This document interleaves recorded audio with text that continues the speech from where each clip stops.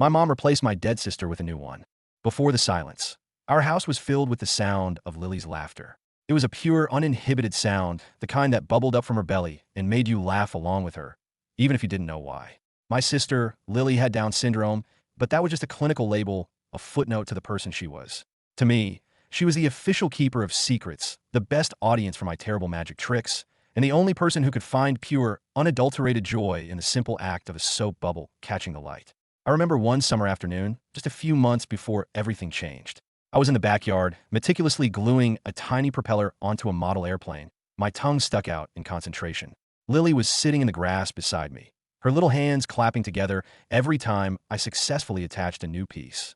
She didn't understand the mechanics of it, but she understood the creation. She understood the focus. When I finished, I held it up, and she let out a little gasp of wonder, her eyes wide. "Fly," she'd asked, pointing a chubby finger at the sky. My dad was grilling burgers nearby, and he smiled at us. My mom was on the deck, reading a magazine, a faint, tight line around her mouth that I didn't know how to interpret back then. I just saw it as her being quiet. I didn't see it as a storm gathering on the horizon.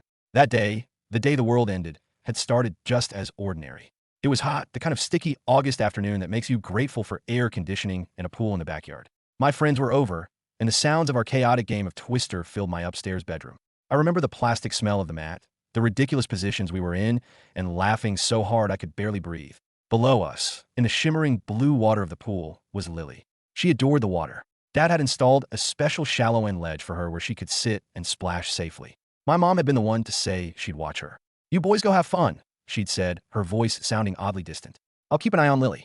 The scream that tore through the afternoon wasn't loud. Not at first. It was a strangled, guttural sound that sliced through the laughter and pop music coming from my room. It was a sound of pure horror, and it froze us all in place.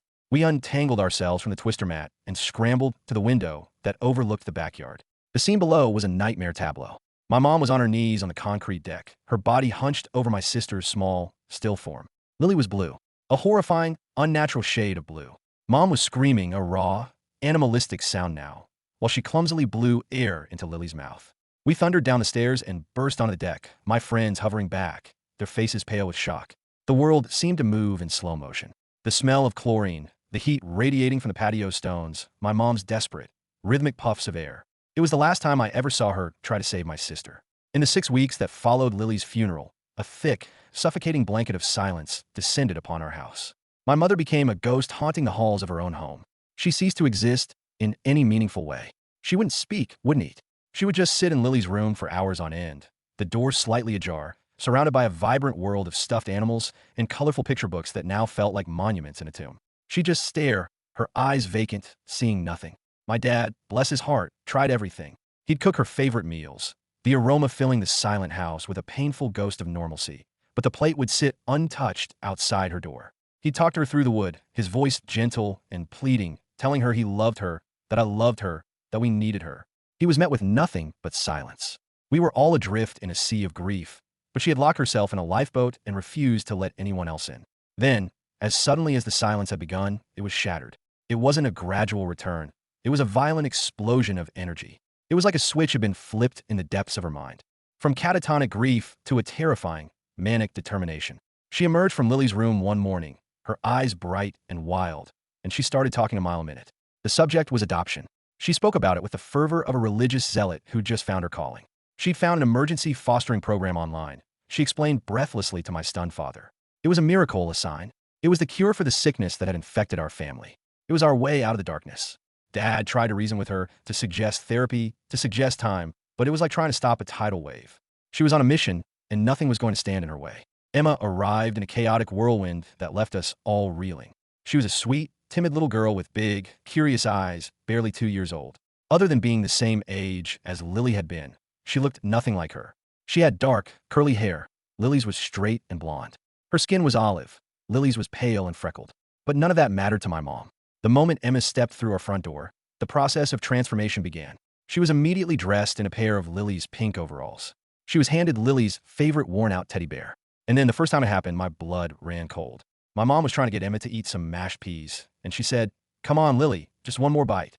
She corrected herself quickly, a flash of something unreadable in her eyes, but it was just the first of many slips. What was most brutal, what felt like a second death for my sister, was the systematic and ruthless way my mother erased her. It was a conscious, deliberate campaign. The subject of Lily became forbidden territory. Any mention of her name, any attempt to share a fond memory, was met with a sharp, angry glare and an immediate change of subject. When I asked if we could visit her grave on the weekend, my mom snapped at me. "Stop living in the past," she said, her voice like ice. "We have to look forward now." For Emma. The photos of Lily that had once adorned our mantelpiece and hallway walls began to disappear, one by one, until there was no trace she had ever lived here at all. Emma wasn't Lily, and the more time passed, the more I realized my mom was profoundly relieved by this fact. She would parade Emma in front of our relatives, bragging about her developmental milestones. "Look how clever she is," she'd say, her voice dripping with a pride that had always been absent with Lily. "She's already starting to talk in full sentences. So advanced for her age." Each compliment for Emma felt like a veiled insult to Lily's memory, a cruel underscoring of all the things Lily, with her Down syndrome, had struggled with. She showered Emma with expensive toys, with frilly dresses, with an almost desperate level of affection. Meanwhile, I had ceased to exist. She forgot my soccer games, leaving me waiting on the sidelines long after all the other parents had picked up their kids. She skipped parent-teacher meetings, offering flimsy excuses when the school called. My requests for help with homework were met with a dismissive wave of her hand. "I'm busy with Emma," she'd say, as if Emma were a delicate project that required all of her focus. I retreated into the quiet, meticulous world of model airplanes. It was my sanctuary. I could lose myself for hours in the precise application of glue, the careful placement of decals. It was a hobby Lily had loved to watch, her silent, fascinated presence a comforting memory. I poured all my forgotten energy into it and won first place in a city-wide competition.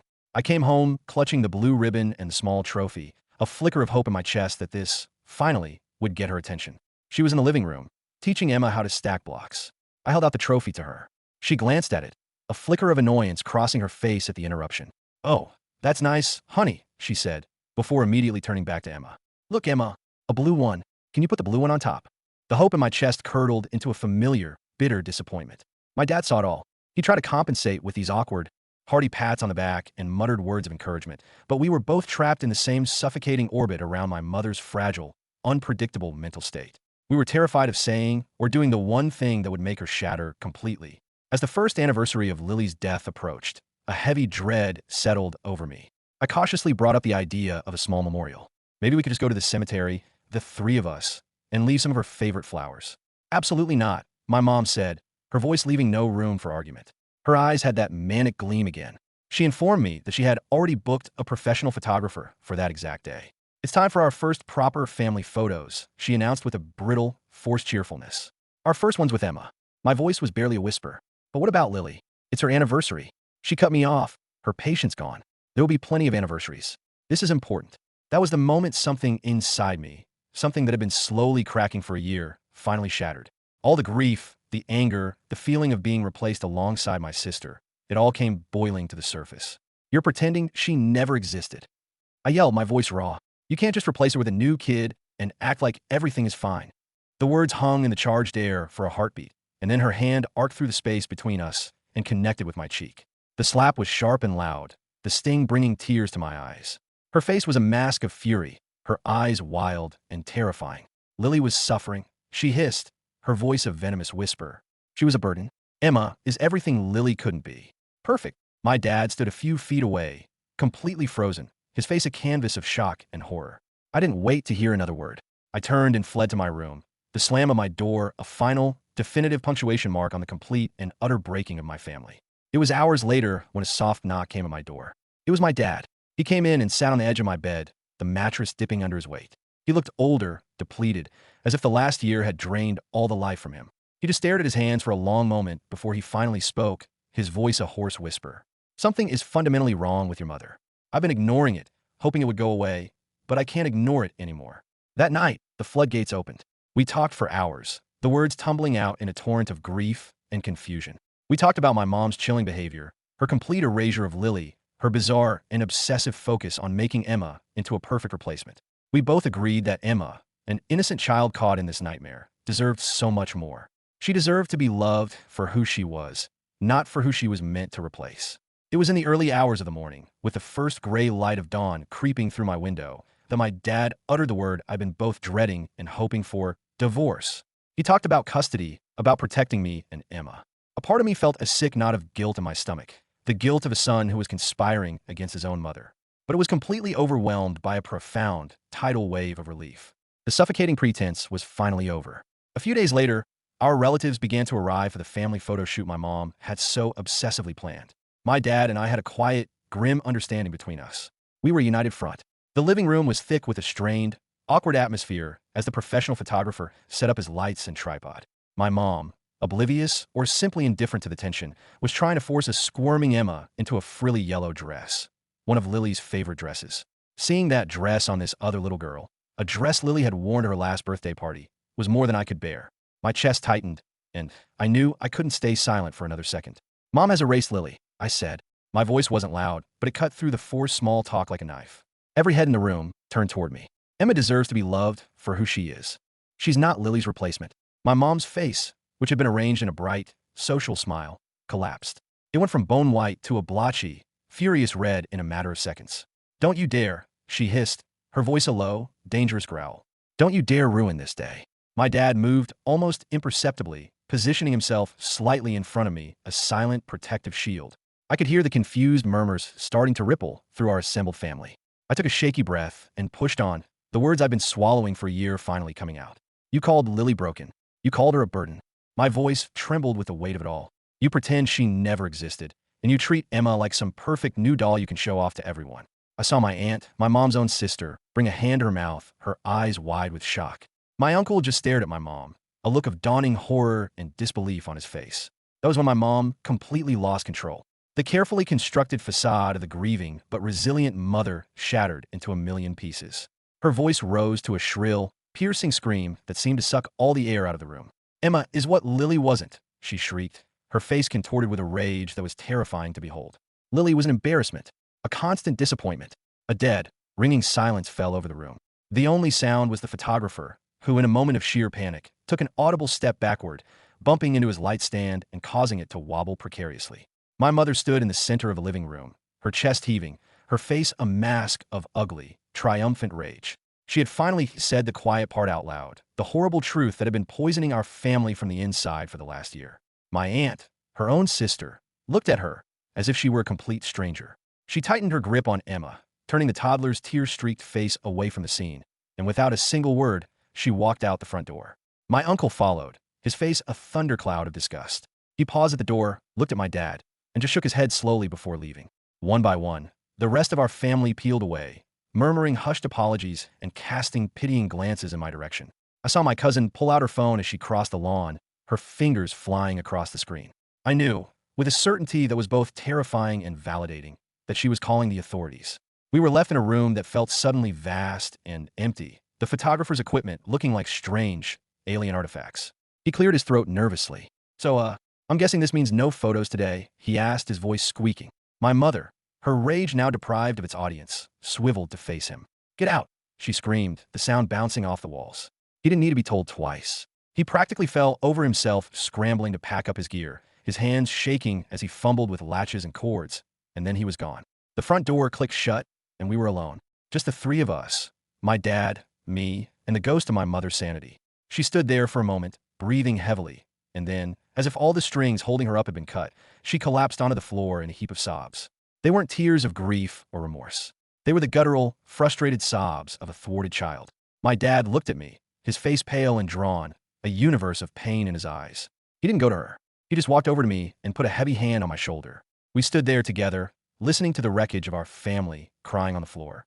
The weeks that followed were a chaotic blur of social workers, legal meetings, and a profound, aching emptiness in the house. The call my cousin had made, and likely several others, had been a Child Protective Services. They arrived the next day, two women with kind but firm eyes and stacks of paperwork. They interviewed my dad and me separately. I told them everything, the words pouring out of me in a rush.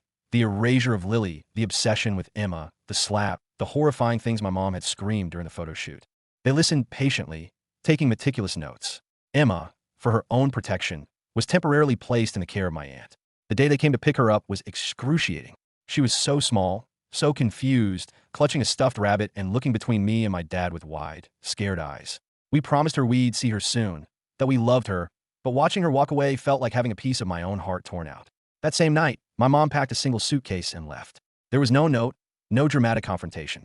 I just heard the front door close quietly in the middle of the night, and in the morning, her car was gone from the driveway. Her closet was half empty. It wasn't an escape born of guilt. It felt more like an act of petulant abandonment. We had ruined her perfect new family, so she was discarding us, the flawed, broken pieces that remained. The silence that returned to the house was different this time. It wasn't the heavy, oppressive silence of my mother's grief. It was a lighter, cleaner silence. A silence that held space for healing. My dad and I started going to therapy, both individually and together. In a small, beige office that smelled faintly of lemon cleaner, we finally began to grieve. For the first time, I could talk about Lily, could cry for my sister without my mother's presence poisoning the air.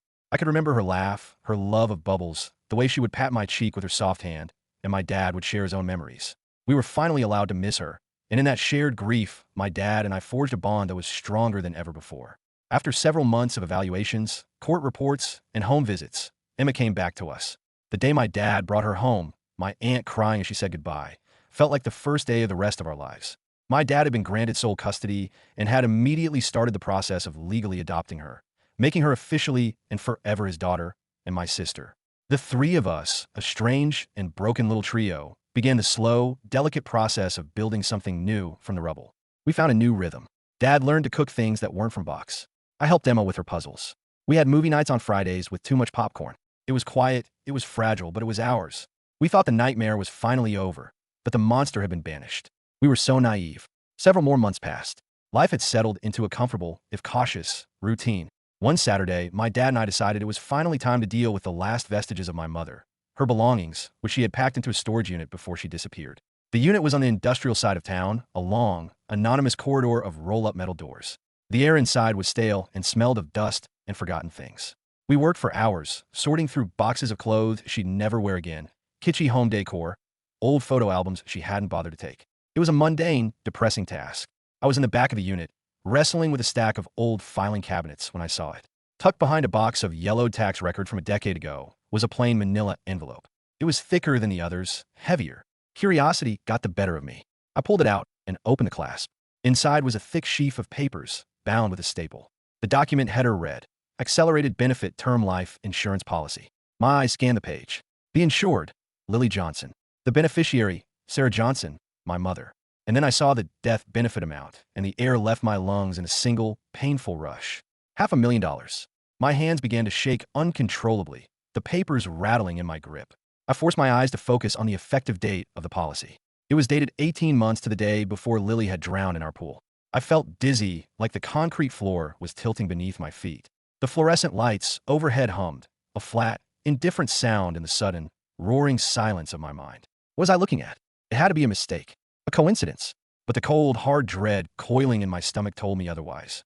My dad was across the unit, whistling softly to himself as he taped up a box of old Christmas ornaments. I walked toward him, my legs feeling like lead, the envelope held out in front of me as if it were a venomous snake. He looked up from his work, a smile on his face that vanished the second he saw my expression. His eyes darted from my pale face down to the papers in my trembling hand. I gave them to him without a word. He read the first page once, his brow furrowed in confusion. Then he read it again, his mouth falling slightly open. The color drained from his face so completely and so quickly that for a terrifying moment, I thought he was having a heart attack. He staggered back and sat down hard on a nearby box, the papers still clutched in his hand. We just sat there, surrounded by the ghosts of our old life, the air thick with a new and monstrous possibility. Finally, after what felt like an eternity, he spoke, his voice a dry, cracking whisper. We need to look through everything. Right now. For the next 3 hours, we tore that storage unit apart. We opened every box, every folder, every envelope. And we found them. 2 more policies, taken out within the same week as Lily's. One was for me. The other was for him. Both for substantial, life-altering amounts. My stomach churned with a sick, acidic fear. We didn't speak on the drive home. Emma was having a sleepover with her cousins at my aunt's house, and I had never been more grateful for her absence. The house, our safe little haven, felt cavernous and threatening. Dad mechanically went through the motions of making coffee, even though it was nearly midnight. We spread the documents out on the kitchen table, an unholy trinity of calculated greed. The clock on the wall ticked, each second a hammer blow in the suffocating silence. What'll we do? I finally asked. He just shook his head, running his hand through his hair over and over again. I don't know, he said. We both knew what the paper suggested. We both knew the horrifying question they were asking. but neither of us could bring ourselves to say the words out loud. The next day, a Sunday, Dad called a lawyer friend of his from college. He was careful, his voice low and measured as he spoke into the phone, claiming he was just trying to understand some complex insurance jargon for a friend. I listened from the hallway, my heart pounding. When he hung up, he looked 100 years old. He explained that while taking out policies on family members wasn't inherently sinister, the high value, the timing, and the cluster of them all at once raised what the lawyer had called significant red flags. We made a pact not to tell anyone else. Not yet. Not until we knew more. We started a quiet, obsessive investigation. Dad began pulling years' worth of financial records from the boxes in his home office, spreading them out on the dining room table late at night after Emma was asleep. I helped, my eyes scanning endless columns of numbers, looking for, I didn't even know what. Then we found it. A series of credit card statements from the 2 years leading up to Lily's death. They show my mother was in a deep, desperate financial hole. Maxed out cards, cash advances, late fees piling up. She had been drowning in debt. And then, in the statements from the months immediately following Lily's death, there was a single, massive payment that wiped it all clean. The insurance money. The papers didn't just suggest a motive. They screamed it. The nightmare started that week. I'd wake up in a cold sweat, my own scream caught in my throat. The dream was always the same. I was back on the pool deck, but this time I could see everything clearly. Lily was in the water, splashing happily, and my mother was there, standing at the edge of the deep end, her face completely blank, just watching. Watching as my sister slipped under the water. Watching and doing nothing. My dad heard my muffled cry one night and came into my room. He didn't say anything. He just sat on the edge of my bed, a silent, solid presence in the dark, until my shaking subsided and I fell back into a restless sleep. This became our new, grim routine. During the day, we put on our masks for Emma. We took her to the park. We read her bedtime stories. We built magnificent block towers.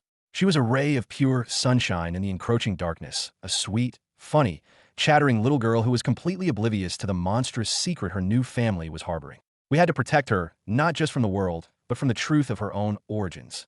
And then, one Tuesday afternoon, the doorbell rang. I was on the floor with Emma, helping her fit a stubborn giraffe piece into a wooden puzzle. Dad answered the door, and I heard a voice that made my blood turn to ice. It was her. My mother was back. She was standing on her doorstep. She looked different, thinner, her face gaunt, her hair chopped short and dyed a harsh, dark brown. She was wearing a simple sweater and jeans, a far cry from the meticulously put-together outfits she used to favor. She said she'd been getting help, that she was in therapy, that she just wanted to talk. My dad hesitated, his hand on the doorknob, a war playing out across his face. But his fundamental decency, his inability to be cruel even when it was deserved, won out. He let her in. I scooped Emma into my arms, whispering that we were going to go play in her room. Emma didn't need to see this. I carried her upstairs, my heart hammering against my ribs. From the top of the stairs, I could hear them talking. My mother's voice was calm, controlled, a complete 180 from the screaming banshee at the photo shoot. She spoke about her therapist, about her new medication, about having a breakthrough in understanding her grief. She said she knew she had been wrong, that she had made terrible mistakes. My dad, for the most part, just listened. I crept halfway down the stairs, hiding in the shadows, to hear better. She wanted to see Emma. That was the endgame. Just a short visit, she pleaded. Supervised, of course.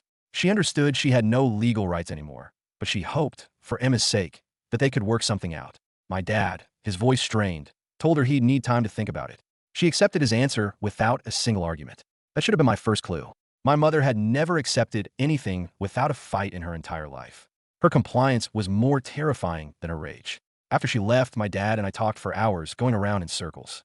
He was conflicted. What she really had changed? What if the therapy was working? People deserve second chances, don't they? I kept bringing up the insurance policies, the debt, the horrifying timeline we had uncovered. He'd argue that we didn't know for sure, that it was all circumstantial. He wanted to believe in the possibility of redemption. I just saw a predator changing its tactics. My gut was screaming that this was all a performance, a carefully calculated act. Her campaign of manipulation began subtly. She started texting my dad daily. They were simple messages at first. Hope you're all having a good day. Saw this book and thought Emma might like it. Then they became more personal. She'd share a supposed insight from her therapy session. She'd offer a detailed, tearful-sounding apology for a specific thing she had done. The messages were masterful, hitting all the right notes of remorse and recovery. My dad, whose heart was always more open than his head, started to show me the texts, asking what I thought. I told him I didn't trust it, but I couldn't articulate why. It was just a cold, hard feeling in the pit of my stomach. After 2 relentless weeks of this, Dad agreed to meet her for coffee. Just the 2 of them. He came back looking pensive. She'd been incredible, he said. She had shown him paperwork from her therapist, a signed letter confirming her regular attendance and progress. She had shown him her prescriptions for depression and anxiety. She seemed to have a genuine, profound understanding of how badly she had messed everything up. He was softening, I could see it.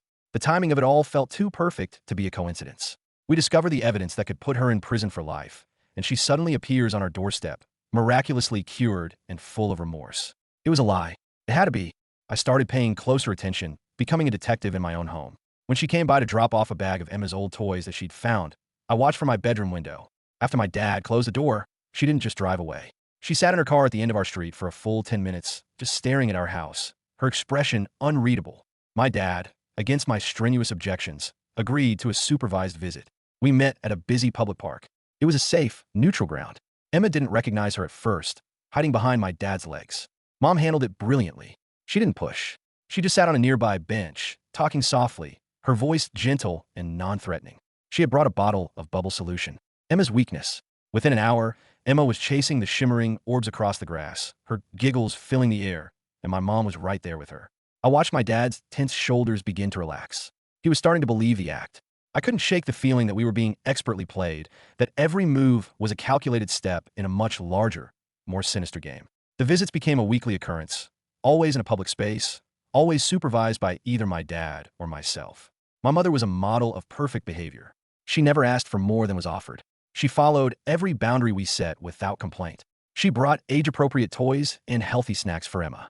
She read stories in a soft, soothing voice and pushed her on the swings until my arms ached just from watching.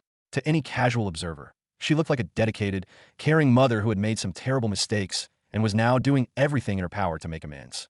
But I noticed things, small, almost imperceptible details that set my teeth on edge. She was constantly gathering information, disguised as casual conversation.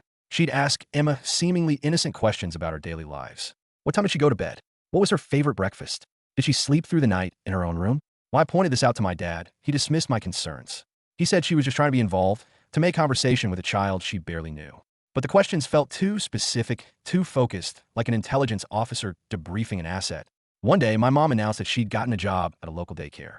Working with children again felt so healing, she said, her voice filled with a convincing sincerity. She told us she was living in a small, tidy apartment across town, slowly but surely rebuilding her life. My dad was genuinely impressed by her apparent progress. I just felt sick to my stomach. How could someone who had lost custody of a child under such traumatic circumstances be allowed to work with other people's children? That night, I looked up the daycare online. It was real. The website was cheerful, filled with photos of smiling kids and colorful classrooms. The next morning, my hands trembling slightly, I called, pretending to be a new parent in the area interested in enrollment.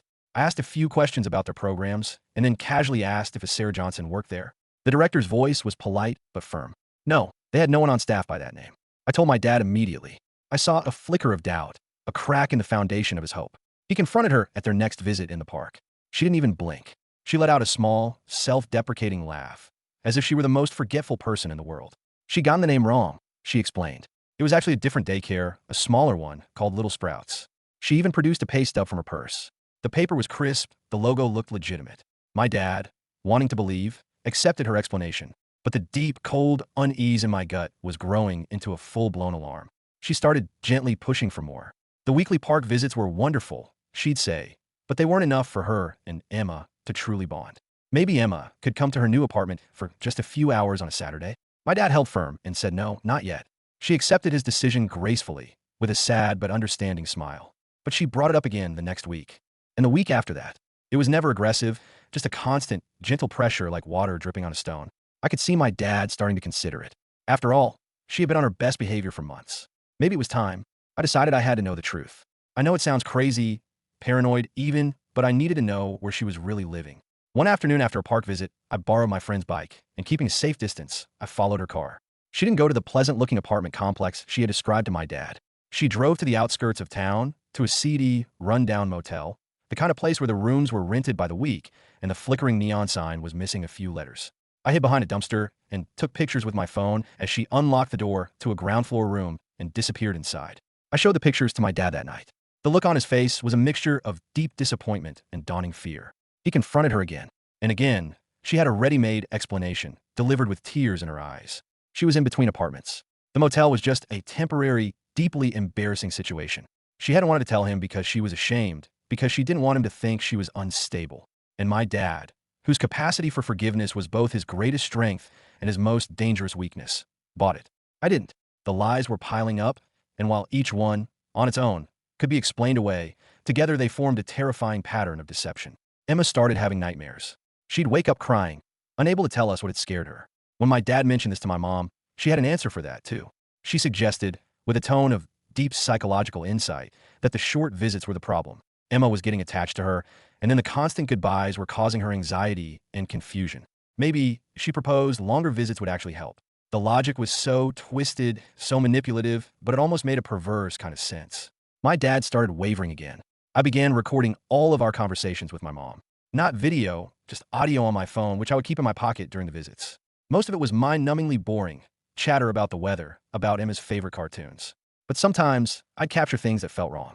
Little comments about how Emma would be so much happier with more stability, veiled references to how hard split custody was on children, suggestions that we should all think about what was really best for Emma in the long run. One recording was a goldmine. She had stepped away to take a phone call, thinking we were out of earshot. Her voice was low and urgent. I couldn't hear the other side of the conversation, but I heard her say clear as day, "No, we have to be patient. The timeline is critical. Everything is going according to plan." When I played it for my dad, he tried to rationalize it. She was probably just talking to her therapist, he said. They were probably her therapy goals. I wanted to grab him by the shoulders and shake him. How could he not see what was happening right in front of our eyes? She brought up overnight visits again. Just one night. Emma could see her new apartment. The real one this time, she promised, and they could have a little sleepover like a normal mother and daughter. My dad was actually considering it. I begged him not to. We had our first real argument since my mom had left. He accused me of being paranoid, of letting my anger and my grief cloud my judgment. Maybe I was, but I knew in my bones that letting Emma spend a night with that woman was a line we could not cross. Then, during a visit, my mom made a small but crucial mistake. Emma, running through the park, tripped and scraped her knee. It was a minor injury, the kind that happens to kids a dozen times a day. But my mom's reaction was completely unhinged. She scooped Emma up, her face a mask of frantic panic, and started heading for her car, shouting that Emma needed to go to the hospital immediately. My dad had to physically stand in her way to stop her. She snapped at him, her voice shrill, accusing him of endangering Emma by not taking it seriously. For just a moment, the mask of the calm, recovering therapy-goer slipped, and we both saw the glimpse of the frantic, unstable woman underneath. After that day, my dad started listening to my concerns more seriously. We went back through all my audio recordings together, and this time, he heard them differently. The patterns became undeniable. The relentless questioning about our routines, the gradual but constant push for more access, the web of small, seemingly disconnected lies. His lawyer friend listened to everything and advised us to document every interaction, every phone call, every text message. My mother sensed the shift in our attitude almost immediately. She went on the offensive. She accused my dad of poisoning me against her, of being influenced by a traumatized teenager who was incapable of forgiveness. She threatened to get her own lawyer to fight for grandparents' rights, even though that made no legal sense. The calm, improved version of her was cracking, revealing the manipulative, aggressive woman who had been there all along. We continued the visits, but we were more vigilant than ever. We made a silent pact to never leave Emma alone with her, not even for a second to go to the bathroom. My mom noticed our hypervigilance, and it infuriated her. She made snide comments about how we were treating her like a criminal, how unfair it was, how she had done everything we had asked of her. One day, she showed up at our house unannounced. She claimed she was just dropping off a birthday present for Emma, even though Emma's birthday was still months away. My dad stood his ground, telling her firmly that she couldn't just show up like this, that she had to stick to the scheduled visits. She promptly burst into tears on our front porch, a dramatic, public display of a heartbroken mother being kept from her child. Several of our neighbors were outside and saw the whole performance. I'm sure that was her intention. The next visit, she brought my aunt with her for backup. My mom had been working on her for weeks, feeding her a steady diet of lies about her progress in therapy and our unreasonableness. My aunt, who had taken Emma in when she was at her most vulnerable, had a soft spot for her sister. She started advocating for my mom, telling my dad that everyone deserved a second chance. The family pressure was beginning in earnest. My mom was playing a longer, more complex game than we had realized. Soon, other relatives started calling. My mom had been contacting them all, weaving her narrative of recovery and our cruelty. Some of them believed her. They'd call my dad, suggesting he was being too harsh, that Emma needed her mother. The family was starting to divide. I found out she had been going to Lily's grave, leaving flowers and toys, and taking pictures. She posted them on her Facebook page with long, flowery captions about healing, forgiveness, and a mother's undying love. People who didn't know the whole story, who only saw the carefully curated images, flooded her posts with supportive comments and heart emojis. She was building a public persona, a powerful narrative of the grieving mother who had lost her way but had bravely found it again. And we were the villains standing in the way of her happy ending. The pressure was taking a toll on my dad. He wasn't sleeping. He was losing weight. The constant vigilance during the visits, the fear of making the wrong choice for Emma, the growing divide in our family, it was all grinding him down. Emma, who was so attuned to our emotional state, became clingy and anxious. She would follow us from room to room, her little face etched with worry. My mom requested a meeting with just my dad to talk about co-parenting. He agreed, but insisted on meeting in a public restaurant. I was so paranoid that I sat in the car in the parking lot the entire time, my phone in my hand, ready to call 911 if he didn't come out. They talked for 2 hours. He came back to the car, looking shaken. She had been unervingly reasonable, he said, talking about college funds and shared holidays, as if she were already a part of Emma's future. And then she had mentioned the life insurance policies. She said she had completely forgotten about them, that she had taken them out years ago when she was worried about providing for the kids if something happened to her or my dad. The explanation was plausible. It was too plausible. That night, we debated going to the police, but what would we even tell them? That my ex-wife took out life insurance policies years ago and our daughter later died in a tragic accident? That she was being too nice, too reasonable now? We had a mountain of suspicions, but not a single shred of concrete proof. The audio recordings showed manipulation, but probably nothing illegal. We were trapped in a state of high alert, waiting for her to make a mistake. She kept pushing boundaries in small, insidious ways. She'd show up 5 minutes early for visits and stay 5 minutes late. She bought Emma a new coat that was an almost identical copy of one Lily had worn. She started calling Emma by pet names that had been exclusively Lily's. Each incident, on its own, was small enough to seem coincidental, but together they felt like a deliberate, psychological campaign to blur the lines, to turn Emma, bit by bit, into the ghost of my sister. I started doing my own research, spending hours online, looking up cases of parental kidnapping, of custody battles involving manipulative personalities. The tactics were eerily familiar. Methodically building a public support network, documenting supposed improvement, gradually pushing for increased contact, alienating the child from the other parent. Some of these people succeeded. The thought terrified me. My mom's next move was to show up at the local playgroup that Emma attended on Tuesday mornings. She told the group leader, a kind but unsuspecting woman, that she was Emma's mom and had just heard about the group and wanted to see her daughter playing with other kids. The leader, who knew nothing of our situation, let her stay. When my dad arrived to pick Emma up, he found my mom sitting in a tiny plastic chair, beaming, as if it were the most natural thing in the world. We had to have a mortifying, whispered conversation with the playgroup leader, explaining everything. My mom, of course, offered a tearful, heartfelt apology. She just wanted to see her daughter happy, she sobbed. That was when my dad hired a private investigator. I thought that was something that only happened in movies, but the man who showed up at our house was a completely ordinary, middle-aged guy with a boring sedan. He started following my mom, checking her background, verifying her stories. It was expensive, money we could barely afford, but my dad said it was a necessity. The investigator started turning up interesting things. My mom's therapist was real, but she had only been attending sessions for 6 weeks, not the many months she had claimed. The daycare job she presented a pay stub for was real, but she had been fired after just 3 weeks for what her boss described as being overly intense and emotionally unstable with the children. The new, stable apartment she had finally shown us? She was already 2 months behind on the rent. The entire narrative of her recovery, the one she had so carefully constructed, was a house of cards. We documented everything, every lie the investigator uncovered. Our lawyer friend said it was good, but it might not be enough. Family court, he warned, could be unpredictable. My mom hadn't done anything that was clearly and actively dangerous to Emma. Being a liar and an imperfect person wasn't technically illegal. We needed more if we wanted to protect Emma permanently. Then my mom escalated. She had her new lawyer file official papers with the court, requesting formal, court-ordered visitation rights. In the filing, she painted us as unreasonable and vindictive, claiming we were maliciously denying Emma a relationship with her loving, reformed mother. The legal papers made us sound like the villains. My dad had to scramble to find a proper family law attorney, and the retainer alone cost thousands of dollars we didn't have. The new lawyer reviewed our file. The insurance policies, he said, were deeply concerning, but they weren't definitive proof of a crime. The lies and manipulation were troubling, but a judge might see them as the actions of a desperate, grieving mother. He told us to keep documenting everything, and I hoped that my mom would eventually make a bigger, more undeniable mistake. The battle lines were drawn. Some of our family members, having seen my mom's explosive behavior firsthand, supported us completely. Others, seduced by our narrative of redemption, thought we were being cruel and unforgiving. Family gatherings, when we could stomach them, became tense, whispered battlegrounds. Emma, with the uncanny sensitivity of a small child, picked up on all of it. She became fussier, more anxious, prone to sudden fits of tears. We try to shield her, to create a bubble of normalcy around her, but kids sense everything. They are emotional barometers, and the pressure in our house was reaching a breaking point. My mom's supervised visits became masterclasses in performance art. For those 2 hours every week, she was the perfect mother.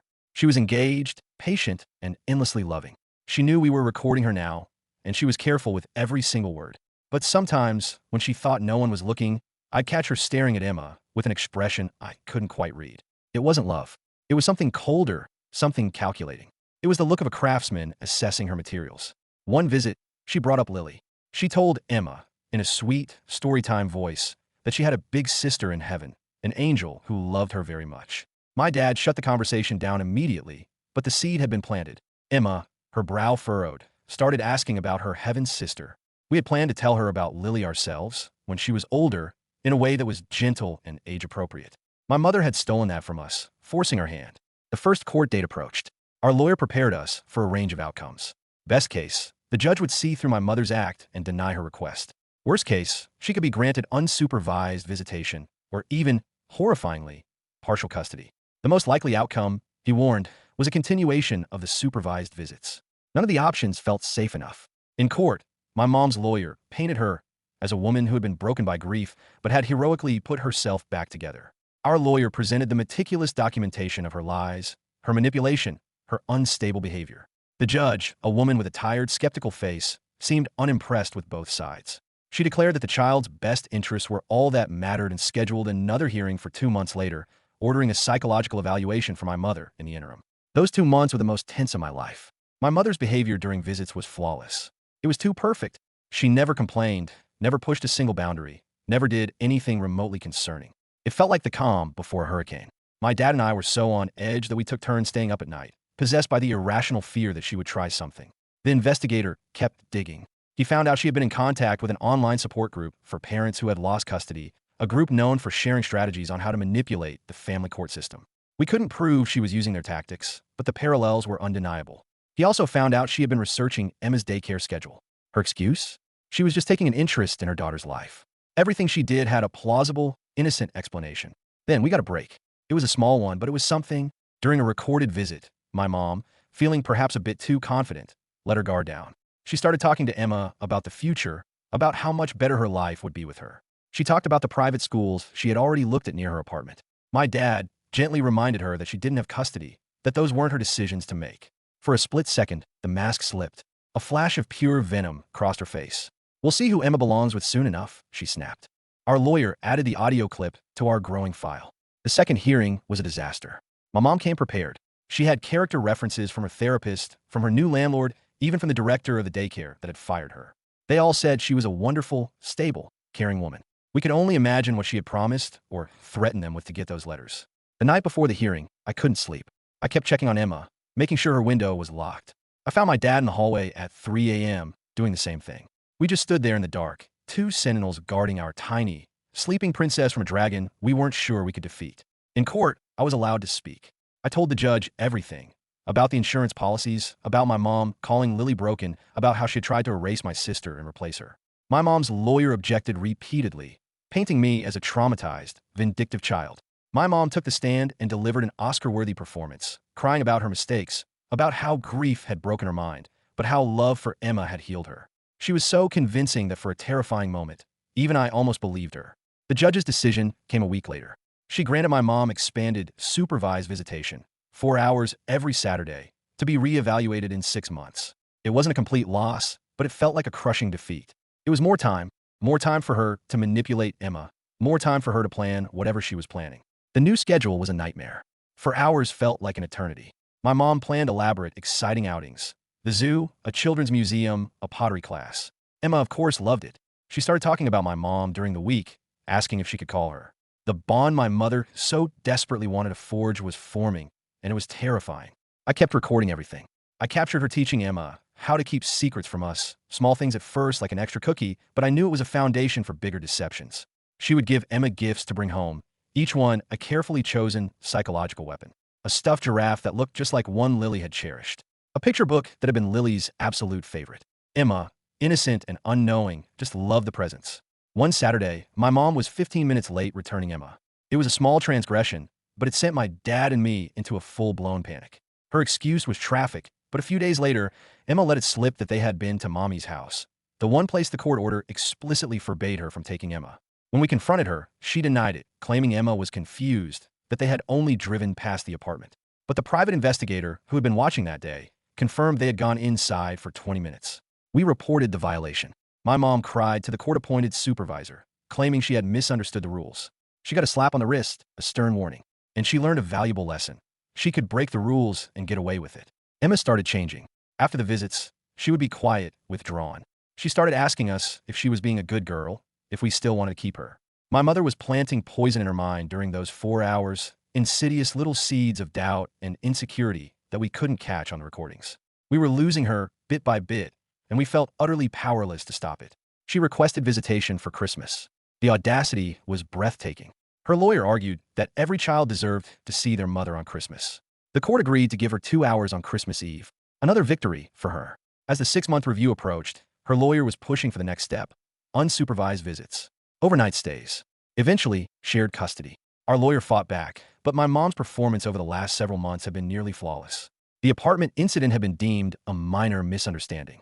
It felt hopeless. And then everything changed. My mother, in her arrogance, made a real, undeniable, catastrophic mistake. During a visit, she took Emma to a mall.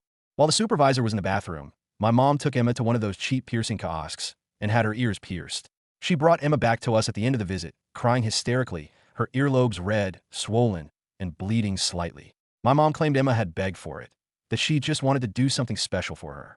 My dad was incandescent with rage. You need parental consent for that. A right my mother did not have. We rushed Emma to our pediatrician. The piercings were badly done and already infected. They had to be removed, a painful, traumatic process for a terrified little girl. That was the moment the judge finally saw the truth. The review hearing was a completely different story this time. The judge was livid. She called the piercing incident a serious and flagrant breach of trust and parental boundaries.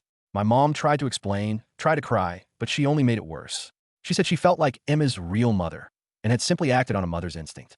The judge looked at her with cold fury and reminded her that she had lost that right the moment she had abandoned her child. The verdict was swift and decisive. All of my mother's visitation rights were immediately suspended. All of them. She was furious, but she tried to hide it, her face a tight, twitching mask of rage. The perfect mother act was over. Emma was confused by the sudden changes, but she was also relieved. The anxiety that had been clinging to her like a shadow began to fade. My mom's family pressure campaign intensified. We were now the villains who had taken away her privileges over a simple mistake. But something good came from it. My aunt, the one who had supported my mom, came to us. She told us my mom had been texting her relentlessly, trying to get her to testify that we were unfit parents. When my aunt refused, my mom had turned nasty. Her network of support was finally starting to crumble as they saw her true colors. Then came the night that will haunt me for the rest of my life. It was a Tuesday around midnight. I woke up to a sound from downstairs, a faint scraping noise. I crept to the top of the stairs and listened. Someone was at the back door, the one with the broken lock we kept meaning to fix. I ran to my dad's room and shook him awake. We both heard it then, the distinct click of the door opening, followed by soft footsteps in the kitchen. My dad grabbed the aluminum baseball bat he kept by his bed. He told me to get Emma, lock ourselves in the bathroom, and call 911. But I was frozen halfway between terror and the desperate need to see who was in our house. My dad crept down the stairs. I heard him shout, then a crash of breaking glass. And then I heard my mother's voice, high and frantic. I just want to see my baby. You can't keep her from me. I have a right to be here. My dad was yelling at her to leave, that he had called the police. More crashing sounds. I finally snapped out of my paralysis and ran to Emma's room. She was sitting bolt upright in bed, her eyes wide with fear. I scooped her up, her small body trembling, and carried her into the bathroom, locking the door behind us. My hand was shaking so hard I could barely dial 911. I whispered to the dispatcher that someone had broken in, that my dad was in danger. The minutes until the police arrived felt like an eternity. I could hear the struggle continuing downstairs, the shouting, the thuds. Then, finally, the sound of sirens, growing closer and closer. I heard the front door burst open, the authoritative shouts of, "Police! Show me your hands!" My mother was screaming that this was her house, her family, that we had stolen everything from her. And then the satisfying, final sound of handcuffs clicking shut. An officer knocked on the bathroom door and told us it was safe to come out. When we came downstairs, my mom was being led out to a police car, still yelling. Emma buried her face in my shoulder, hiding from the chaos. The kitchen was destroyed. Broken dishes littered the floor. A chair was overturned. My dad had a bleeding cut on his forehead where my mom had thrown a plate at him. The police searched her car. Inside, they found a bag packed with Emma's clothes, some of her favorite toys, and a thick envelope of cash. They also found a rental car agreement and a motel reservation in a town 3 states away. She had been planning it for weeks, all while playing the part of the perfect, penitent mother. She had been planning to take Emma and disappear forever. My mother was charged with breaking and entering, attempted kidnapping, and felony assault. Her lawyer tried to spin it as a mental health crisis, but the evidence of her meticulous planning was undeniable. The judge, who had once been sympathetic, now saw her for the dangerous predator she was. An emergency hearing stripped her of all parental rights permanently. A restraining order was issued, forbidding her from coming within 500 feet of us. It should have felt like a victory, but we just felt hollow, exhausted. The family fallout was swift and brutal. The relatives who had supported my mom were horrified and ashamed. We were flooded with apologies, but the damage was done. We installed new locks, a state-of-the-art alarm system, security cameras. The house that had started to feel like a home again now felt like a fortress. The criminal case moved at a glacial pace. And then, the investigator, reviewing my mom's finances for the trial, found it. Another life insurance policy. This one was on Emma, for $1 million. It had been taken out just weeks before she broke into our house. The pattern was complete, undeniable, and more monstrous than we had ever imagined. Lily's death had not been an accident. It had been a dress rehearsal. And Emma was supposed to be the encore. We took everything to the police. They officially reopened Lily's case as a homicide investigation. They started re-interviewing everyone who had been at our house that day, combing through old records, looking for the inconsistencies they had missed the first time. The trial date was set. And then, somehow, my mother made bail. A distant relative we had never even heard of put up their house as collateral. She was out, fitted with an ankle monitor, but she was out. We lived in a state of constant, nerve-shredding terror. One morning, I was at Emma's school for a Halloween parade, and I saw her, across the street, just outside the restraining order's boundary, wearing a hat and sunglasses, holding a camera with a long lens. I pointed her out to my dad, and he started walking toward her as I called 911. She saw us and disappeared. The police later found that she had cut off her ankle monitor. She was a fugitive. We pulled Emma out of school and went into a self-imposed lockdown. Weeks later, the police finally caught her. They got a tip that she was sleeping in a maintenance shed at the cemetery where Lily was buried. She was delirious from hunger and exhaustion, a feral shadow of the woman she had once been. This time, there was no bail. She was held in a maximum security facility. The trial was expedited. Emma had to be interviewed by child psychologists. My dad and I had to testify to recount every horrifying detail of the last few years. My mom, against her lawyer's advice, took the stand and delivered a rambling, paranoid tirade, accusing us of conspiracies, of framing her. The jury saw her for exactly what she was. It took them less than a day to find her guilty on all counts. The judge sentenced her to life in prison without the possibility of parole for the murder of my sister, Lily, with consecutive sentences for the kidnapping, attempt, and assault. As they dragged her from the courtroom, she was still laughing, screaming that she would get out one day and take back what was hers. After the sentencing, my dad and I just sat in the car in the courthouse parking lot for a long time, the engine off, not speaking. It was over. Really, truly over. She would die in prison. Emma was finally safe. We were all finally safe. The years since have been about rebuilding. We sold that house with its ghosts and its fortress-like security system and moved to a new town. We all continued with therapy. Emma, with the incredible resilience of a child who is finally allowed to feel secure, blossomed. She made friends, joined a soccer team, had sleepovers, all the normal, boring, beautiful things we had once thought she might never have.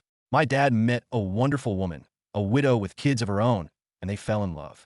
Seeing him genuinely smile again was a gift. They married when Emma was 10, and our broken little trio became part of a big, messy, loving blended family. I went back to college, finished my degree, and became a social worker. I wanted to be a voice for kids who couldn't speak for themselves. When Emma was 12, we received a letter from the prison. My mother had died of a massive heart attack in her cell. We told Emma that night. She was quiet for a long time, and then she said she thought it was sad that she had died all alone. We agreed that it was. And then she asked what was for dessert, and just like that, the final ghost was laid to rest. Emma knows the whole truth now. She's a smart, compassionate, incredible young woman who wants to become a lawyer. We visit Lily's grave every year, all of us. Emma tells her about high school, about the boy she likes, about her dreams for the future. We built something good from the wreckage. A family forged in fire, but held together by a love that proved to be stronger than the darkness. That's our victory. That's everything.